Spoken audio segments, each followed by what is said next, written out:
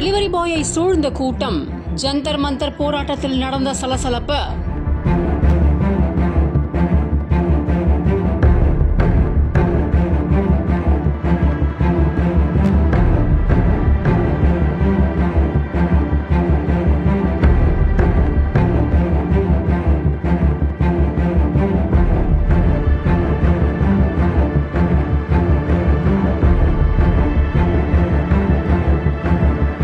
New டெல்லியில ஜந்தர் மந்தர்ல ஒரு order விநியோகிக்க போயிருந்திருக்காரு தனியார் டெலிவரி பாய் ஒருத்தர்.